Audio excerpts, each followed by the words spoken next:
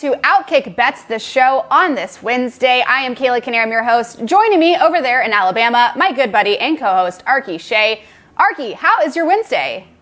It is amazing. Thank you for asking. 10 days until Santa Claus has dropped off everything that he's going to drop off. I'm super duper excited about that. It's going to be great. It's going to be super great. In fact, I got a 1-year-old. It's the first Christmas I'm going to be able to actually, for him to appreciate sort of the fact that there's Santa gifts there, that Santa came to visit. So, last year he was like 3 months old, so it's a little different this year. I'm super excited about that. I love this time of year anyway. So you can't get me down no matter how bad the bets go.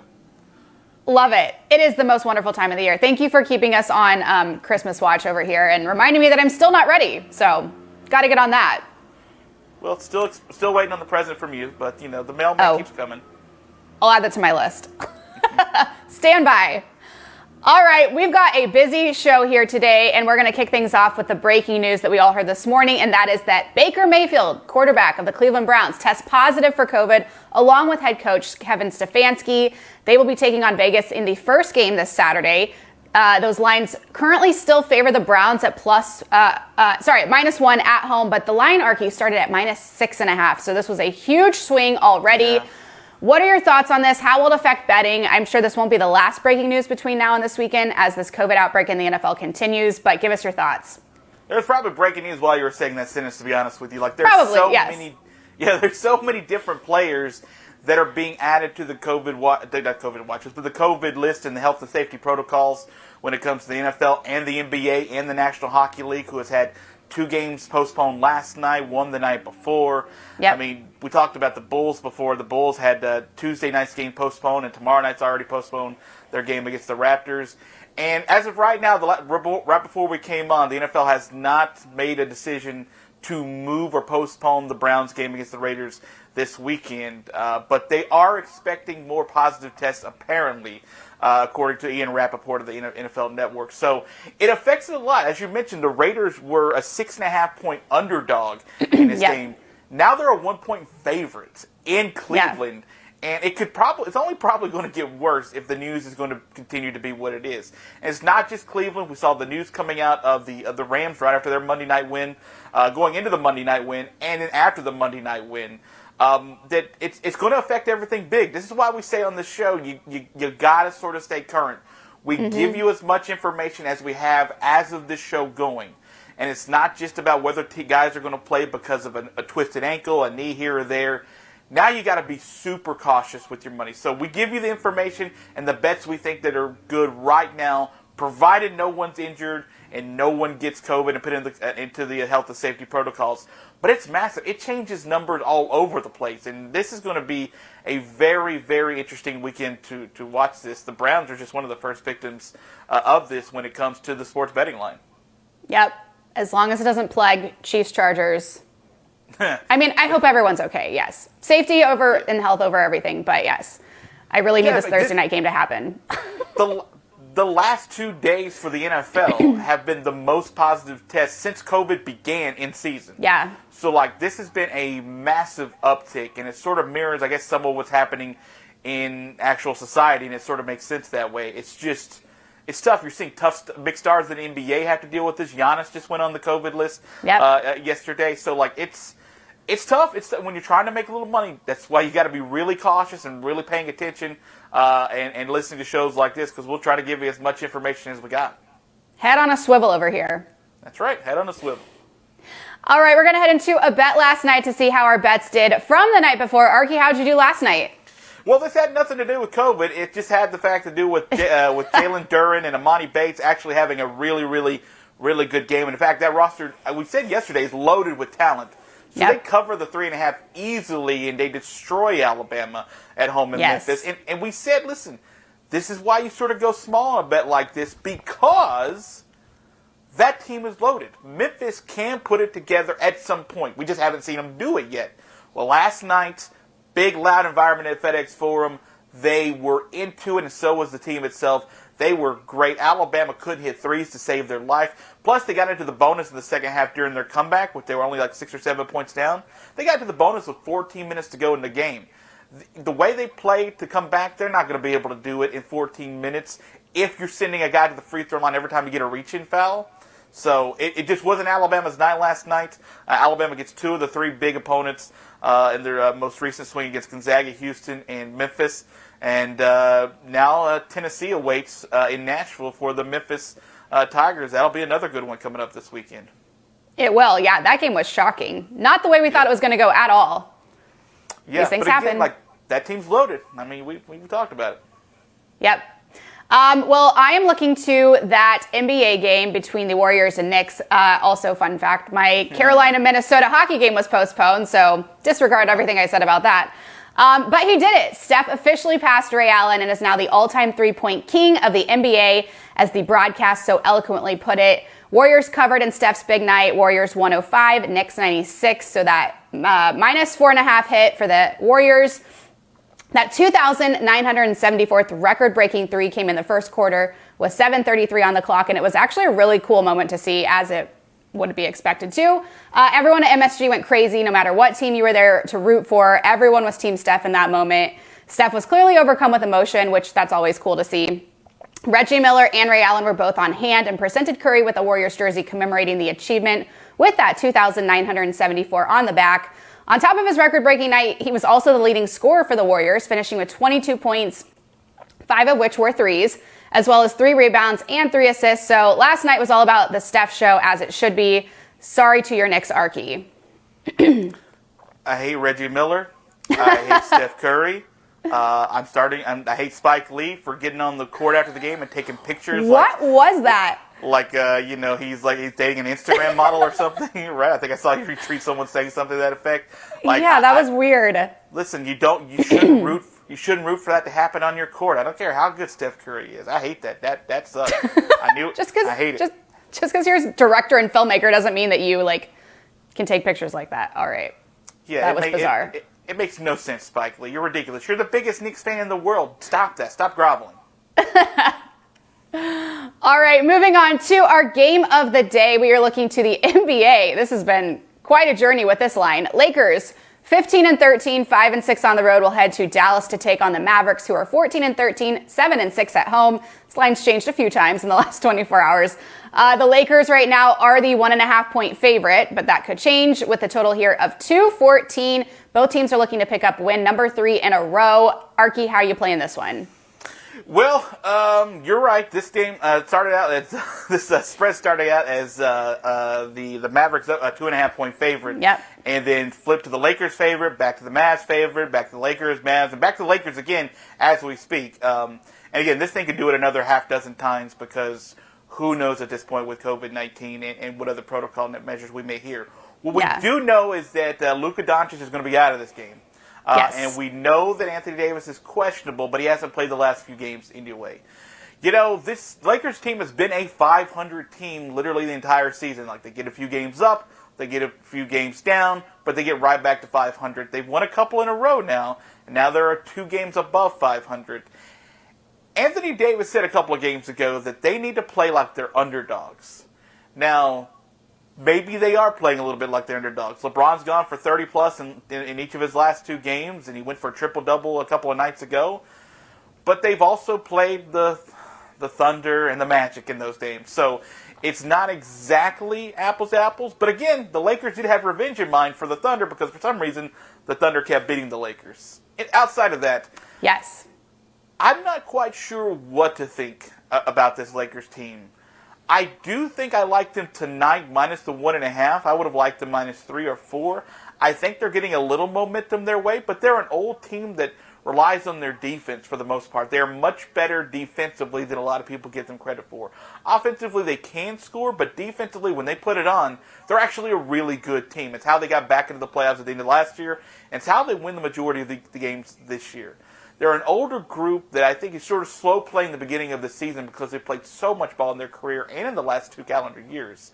Mm-hmm. So I think they're getting a little bit of a rhythm right now before we get to Christmas, which is actually sort of to be expected from a veteran-type team. So I lean with the Lakers tonight because mainly the big man Luka is out. Now again, remember, unless you really love this number, you may want to wait a minute to get this. LeBron seems to be the only guy that gets COVID and gets rid of it within 24 hours. So just the protocols could mess everything up, and they have before. It's cost me like 2 games already. But right now, as I'm talking to you now, I like the Lakers minus 1.5. It's a good point you make. I wonder how many of these tests are actually false positives. Like LeBron's was, like Tyler Higbee for the Rams on Monday night was out, and it was a false positive. So who knows how many of these that are testing positive are actually positive. Really throwing us for a loop here, this COVID. Yeah, and the sports, I mean, like if LeBron's out, that line's completely different. That's what's going to be so wild about it. Yep. Well, as you said, the Mavs are without their leading scorer, who ranks 9th in the league, that, of course, being Luka, who is dealing with an ankle soreness, while the Lakers could be without their leading scorer, and Anthony Davis. Also, as you mentioned, he's listed as questionable with knee pain. So you know what that means, Arky? It's time for the Russell Westbrook experience in the Big D tonight. That's right. The Lakers are also still battling a bit of the COVID outbreak. Who isn't, as we've talked about, including Horton Tucker, who will be out for this one.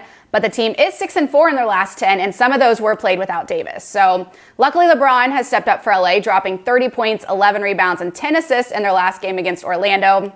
He also put up 33 against my beloved OKC Thunder, which was really rude.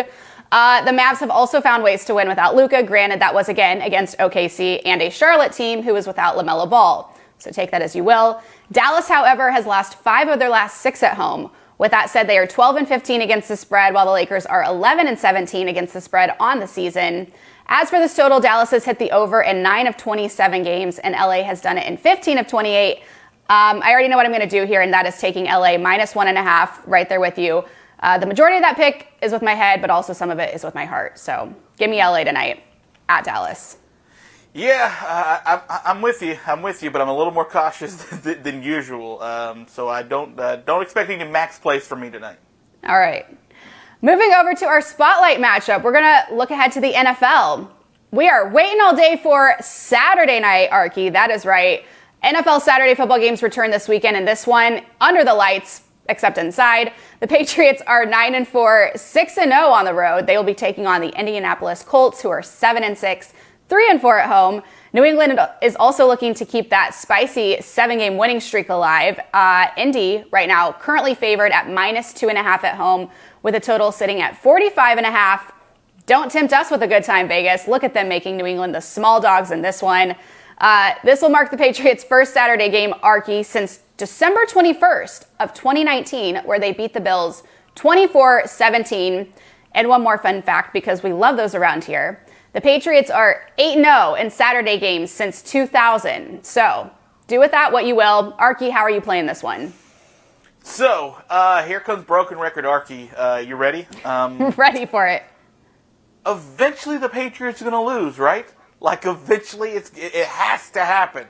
And yep. I bet against the Patriots the last couple of weeks. It's bitten me right in the tuchus. So I'm going to hang off of betting against the Patriots this week. I'm going to bet the total instead. Now, Carson Wentz has only played the Patriots once. It was back in 2019. He threw for a touchdown. He was like 20 of 40 passing, a couple hundred yards. They lost 17-10 when he was with the Eagles. It was also at home, but it was also at night. And it was a fine weather game. It just wasn't a great game for him. But he didn't have someone like Jonathan Taylor on his side. Yeah. Now, this Colts team is about as healthy as they've been all season. A couple of weeks ago, they started to get more and more of their guys back. They seem to be a pretty full crew right now going down the stretch run to try to get to the playoffs. This game obviously means a bunch for everybody. The Patriots are going for the 1 seed and that only bye that you get in the AFC by being the number 1 seed. And the Colts are obviously trying to make the playoffs because the Titans are trying to run away with the division slowly but limping that way. So the Colts are still very much in the playoff race. There's a lot to play for in this game. I feel like everything I expect of Bill Belichick and the way they coach sort of is the opposite of what the coaches on the other team sort of expect. So to make that clearer, if you're expecting the Patriots to come in and pound the ball with Damian Harris and Ramondre Stevenson for 500 times a game, there's a good chance Mac Jones is going to throw it 35 times in that game. And just as soon as you think you get into their game flow, it's different than what you expect. That's just kind of how Bill Belichick rolls and Josh McDaniels rolls and how that defense rolls. Yep. And it works out way more than it doesn't for them. That's why I'm going to go opposite what my brain tells me and what my heart tells me, which is I think they're going to do the same thing. I don't think they're going to go Damian Harris and Montre Stevenson for 200 times in this game. I think you're going to see more air under the ball, and I think you're going to see Carson Wentz try to win this game with his arm too. I think you're going to have to sort of play within yourself because the Patriots are known for, and they've done it again this season, making you make mistakes to give them the game. So if Carson Wentz can come correct, he didn't throw an interception in their first meeting, but he was 20 of 40 passing. Yep. If Carson Wentz can clean that up just a little bit, they'll be in this game, and I think they got a good chance with a good running back to be able to score some points too, and a better offensive line than what Buffalo had. So, all that being said, I expect both of these teams to score. And so the number being 45.5 gives me a good spot to take it. So hear me out Saturday night. Provided everyone doesn't have COVID, I'm going over 45.5 in this game. Ooh. Yeah. I like that. I like that for you a lot. Yeah. As we know, the Patriots have found a lot of success in their run game, specifically in that dynamic duo, as you mentioned, in Damian Harris, who has 754 yards and 9 touchdowns on the season, along with Stevenson. Although Harris did have to leave the Bills game in Week 13 with a hamstring injury, and his status for this game Saturday is still listed as questionable. The Colts are already prepared to give Mac Jones a run for his money and are ready to see what the rookie is really made of. Indy has 15 interceptions on the season, 29 sacks, and they lead the league with 29 takeaways, 14 of those being fumble recoveries. So look out. Pat's offense. The Patriots' biggest task will be trying to contain the force that is, of course, Jonathan Taylor Thomas. I always want to say Jonathan Taylor Thomas. Arky, do you remember the JTT craze? I do, and I did not have the haircut, but I wanted to. What a dreamboat. I for sure had a crush on JTT. Me too, girl. Does anyone else know what we're talking about? Probably not. Okay. JT, though, leads the league in rushing at 1,348 yards, 16 rushing touchdowns, and is averaging 5.6 yards per carry. Good luck, New England. Carson Wentz, meanwhile, is having a pretty decent season with sitting in 10th with 22 touchdowns and is tied for 4th with just 5 interceptions. Now about those numbers, the Colts have hit this total of 45.5 in 7 of their 13, while New England has exceeded it in 6. The Colts are 8-5 against the spread this season, and the Pats are 9-4, just like the record. Pats are also 3-1 in the 4 times they've been the 2.5-point or more underdog this season. So based on what we've seen from these two teams, I'm going to ride with the Pats and their winning streak with this one, and we'll be taking them at plus 2.5 and hoping it's close or that they do come out on top to further that win streak. But it's going to be a tough one. It's not going to be an easy win if they do get it. Yeah, this is much like the Buffalo game, except for not the minus the weather. Yeah, outside the gale force winds. Yeah. All right, heading now over to Sports Palooza weekend. This weekend is loaded with sports. Starting Friday with the very first 2 bowl games. Then there is Saturday where we have, are you ready for this? 104 college basketball games, 10 NHL games, 7 NBA games, 7 college football bowl games, and 2 NFL games, and a partridge in a pear tree. Mm-hmm. Holy shoot, that's a lot of sports. Sports Palooza indeed. We're going to focus on these football games, though, starting with a few bowl game previews. So, Arky, I know you've touched on a few bowl games already this week. What are you breaking down for us today? Well, we haven't talked about the New Orleans Bowl yet, and that's going to be a very interesting one as number 23, Louisiana's a 5-point favorite, and the total is 55 for the matchup with the Marshall Thundering Herd. I think this game is very fascinating because bowl games are really, when it comes to this time of the season, it's about motivation, right? It's about gauging which team wants this game more and which it means more to, and also what's one got to gain. Coaches got to gain from bonuses, et cetera, et cetera. So I look at this game, and I see the total of 55, and it feels a bit high. And I know Marshall's got a very explosive offense. They score 34 points a game. They're pretty good offensively.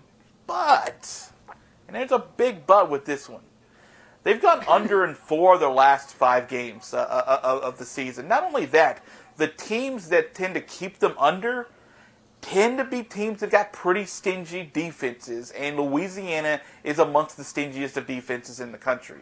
Now, Louisiana doesn't have Billy Napier anymore, but he did keep a large portion of that coaching staff together specifically for the bowl game because he wanted to try to leave things the right way. They wanted to be able to win 13 games. They wanted a super special season. They already got the Sun Belt Championship. So the fact that they will be going into this game with that motivation still as the number 23 ranked team in the country, all the pride in the world to try to keep that defense as strong and solid as it is. And Marshall is a team that's not scoring as much as some of the numbers may indicate from the totality of the season. I mean, the unders are 10-3 for the season for the Louisiana Raging Cajuns. So I like the under in this game, under 55 in that game, and I think it may not even come close to that total. I think it's a very good game. It's like a 9:15 kickoff. It's like the last game of the night. Woo, that's a late game. But, I'm watching it because I'll have money on it. And, again, as long as I don't get a whole laundry list of people being out, I really like the under in this game. And I like Louisiana to be able to win and probably cover. But the play for me is the under 55. All right. I am looking at the Western Kentucky Hilltoppers, who are 8-5, taking on Appalachian State Mountaineers, who are 10-3. This is the roofclaim.com Boca Raton Bowl, but more like the Backwoods Bowl, you feel me? Oh, girl, what is that? You're from Missouri. Relax. Yeehaw for this one. By the way, is it Boca Raton or Boca Raton? I think you can say it both ways, to be fair. I say Raton, but... Raton? Okay. Any locals care to chime in? Great, thanks. All right. Conference USA taking on the Sun Belt, and here are those lines. Appalachian State right now is favored at -3 with a total of 68.5. Both of these teams have something in common, and that is that they both took an L in their conference championship games. Western Kentucky dropped to UTSA 49-41, and App State fell to the Louisiana Raging Cajuns 24-16. All eyes will be, of course, on Western Kentucky quarterback Bailey Zappi, who ranks first in passing yards at 5,545 and first in touchdowns at 56. Wowzers. Not only that, but he's going for the record books and looking to pick up 288 yards passing and 5 touchdowns in order to break the all-time passing yards and passing touchdowns record. That's pretty incredible. Unfortunately for Zappi and fortunately for App State, the pass-happy Hilltoppers will meet their match in the Mountaineers, who have one of the best pass defenses in the country.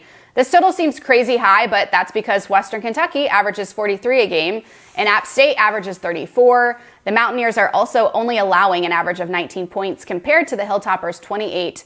Here's the real kicker, Arky. Any guesses on how many total yards Western Kentucky averages a game? Oh, it's got to be way up there. It feels like it's over 500. It is. It is 528. Whew. That is crazy. Next to App State's 428. That's a lot of running and a lot of throwing by these teams. The Hilltoppers scored no less than 31 points a game all season long. It's also why 7 of their games went over this total of 68.5. However, only one of App State's games went over the total that is set for this game, who have been averaging about 56 points with their opponents per game.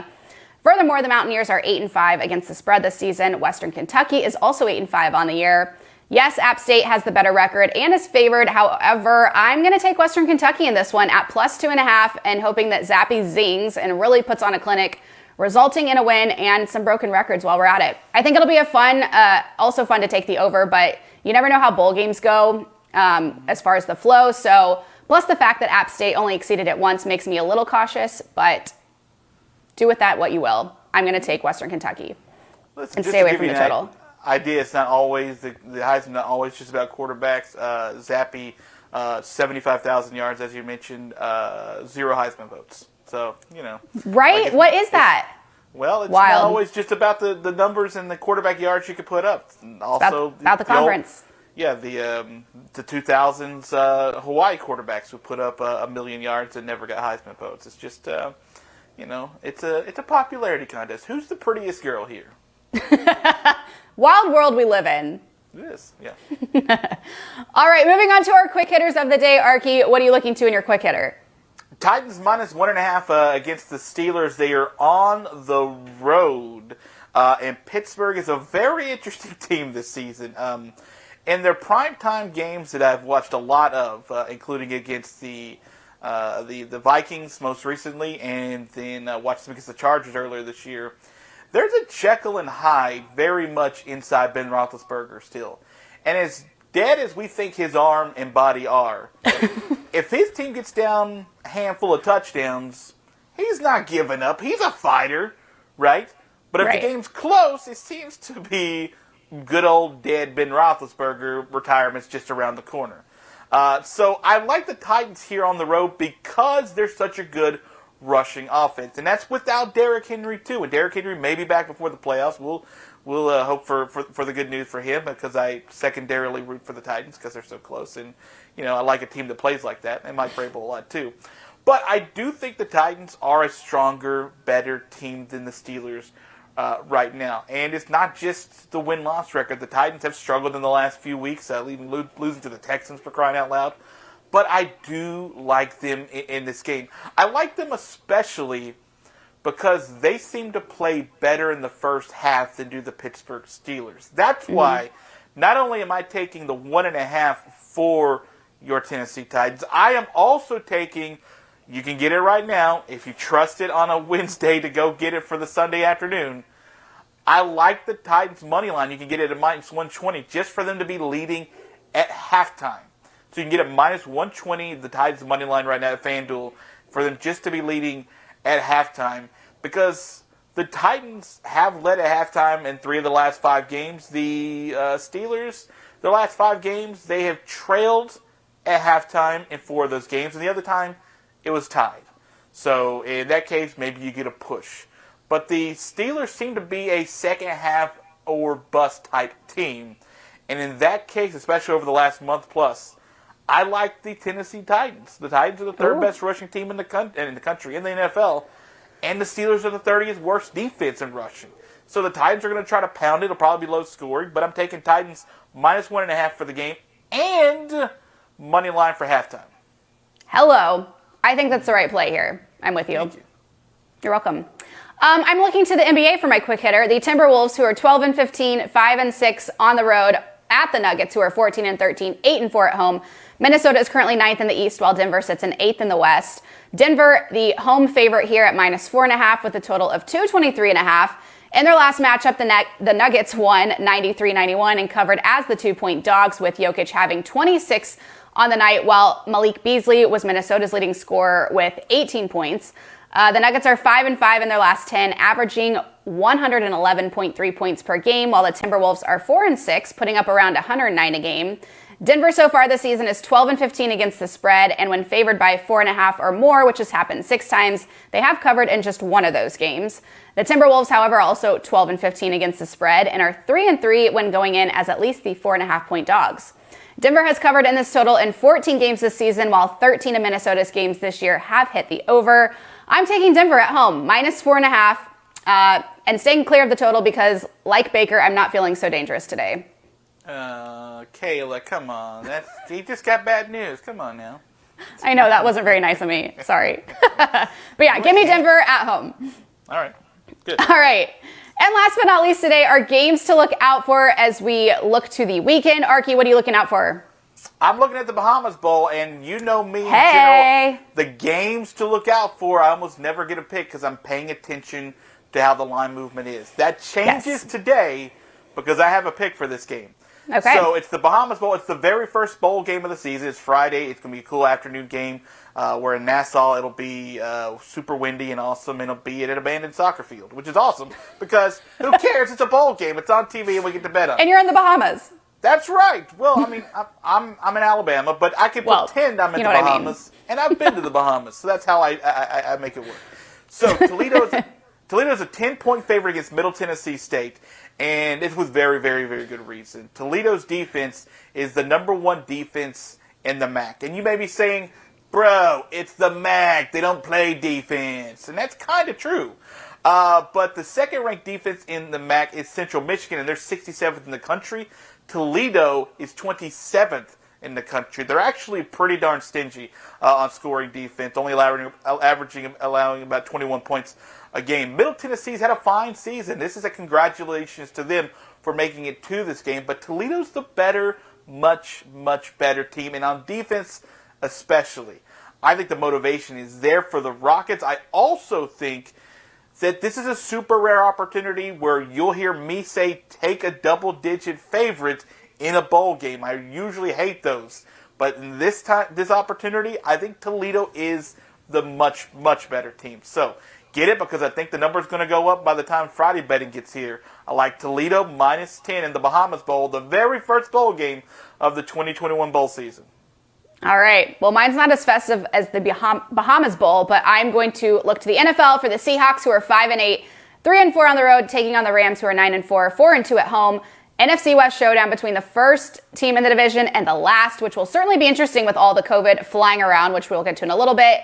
LA right now the 4.5-point favorite with a total of 45.5. Rams have now won 2 straight after their brief losing streak, including that big one over the Cardinals on the road in this past Monday night game. The Seahawks are also on a bit of a hot streak, if you will, now having won their last 2 games over the 49ers and Texans. Seahawks do actually lead the Rams all time in this series, 25-23, but the Rams did pick up the win in their first matchup earlier this year, in Seattle, 26-17. Not to mention the Rams have won 4 of their last 5 with the Seahawks and 7 of the last 9. Stafford, by the way, 2-3 in his 5 career starts against the Seahawks. Obviously, one of those with his new team. LA is 6-7 against the spread. The Seahawks are 7-6. Seattle has gone over this total of 45.5 in 5 games this year, and LA has seen it in 9. The total is what I would absolutely stay away from, with at least 9 players out for the Rams with COVID, including Odell Beckham Jr., who had a touchdown for 77 yards in Monday night's game. The team had to shut down their practice facility and are in intense COVID protocols, according to head coach Sean McVay. So they will, although, be getting back Tyler Higbee after he missed Monday night game with a false positive, as I mentioned earlier. So based on what we've seen with these 2 teams this season, and assuming there won't be any more major COVID news from now until then, fingers crossed, I'm going to lean Rams at -4.5. Even that feels a little risky with all the players who will be out, but it's home, and considering how the Seahawks have looked this season, I'm sticking with the Rams in this one. That's gutsy to you. It's a bit of a letdown spot for I don't feel good about it. all the energy they had after that Monday night win. Yeah. So God bless you. That game I'm staying completely away from. Keep your eyes on these totals and lines, friends, because they are moving by the minute. Yes, ma'am. All right, that is going to do it for our Wednesday show. That is Arky, Shea. I am Kayla Knierim. Don't forget to make your picks at FanDuel.com/OutKick. Best of luck in your betting, friends, and we will see you right back here tomorrow. Have a good one.